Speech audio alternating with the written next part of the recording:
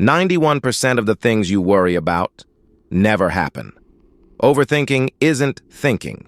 It's the same thought on a loop, pretending to be progress. You replay the conversation. You rehearse the worst case. You re-audit a decision you already made. It feels like work. It's a brain stuck in a circuit it can't exit. By the end of this, you'll know the exact mechanism and 5 moves to break the loop tonight. Psychologists have a name for it. Rumination. Repetitive, passive, self-focused dwelling on your problems and feelings without ever moving toward a solution. The field-defining work belongs to the late Susan Nolan Huxama at Yale. She spent her entire career proving one thing. Rumination does not clarify anything. It prolongs distress. It deepens low mood. It prospectively predicts the onset, severity, and duration of depression and anxiety. The loop doesn't help you. It traps you. There are 2 flavors of the same circuit.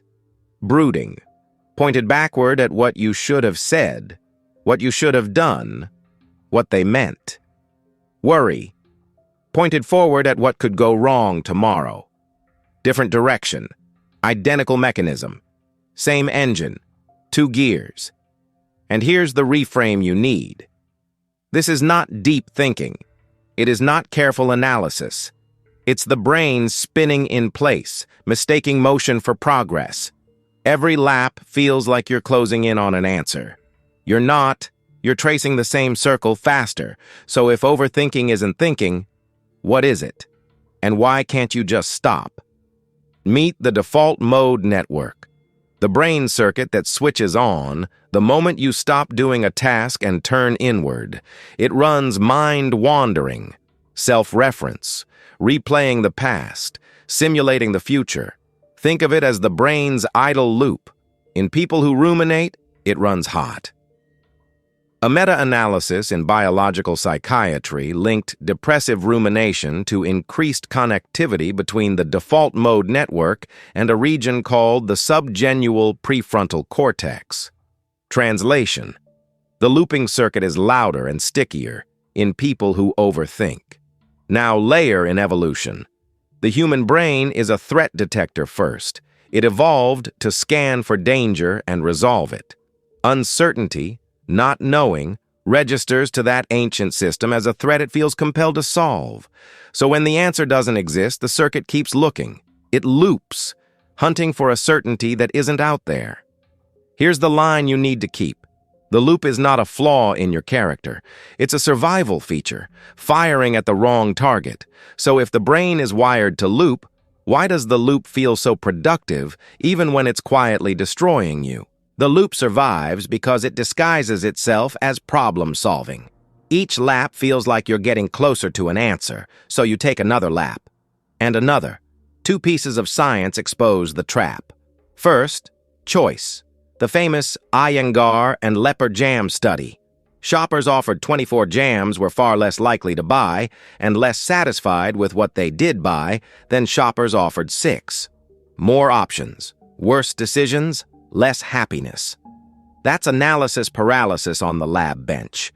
The mind treats more deliberation as more certainty when it produces less. Second, sleep. Rumination at night is one of the strongest predictors of insomnia. Longer time to fall asleep. Lighter, broken sleep. And a sleep-deprived brain ruminates harder the next day. Worse sleep, worse loop, worse sleep. A closed circuit feeding itself. Now you can see the trap clearly. It's a belief. The belief that one more lap of thinking will finally deliver the certainty you're chasing. It won't. The thinking is the problem, not the path out. Which leaves the only question that matters. If you can't think your way out of a thinking loop, what breaks it? You don't outthink a loop. You step out of it. 3 evidence-backed tools. 1. Name it to tame it. Affect labeling. Matthew Lieberman at UCLA put people in an fMRI and showed them threatening images.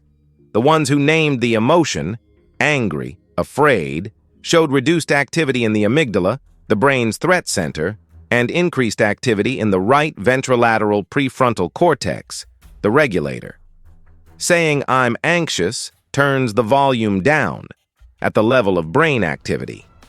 2. Cognitive diffusion from acceptance and commitment therapy.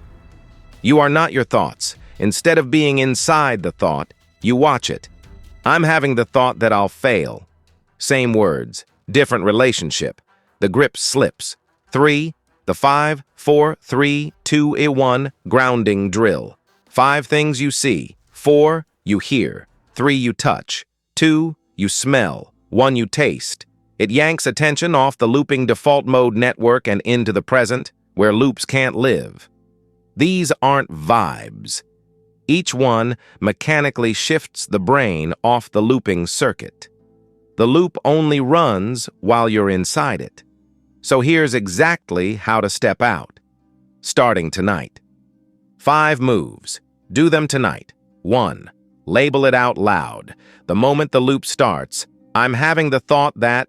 Name the emotion. Name the fear.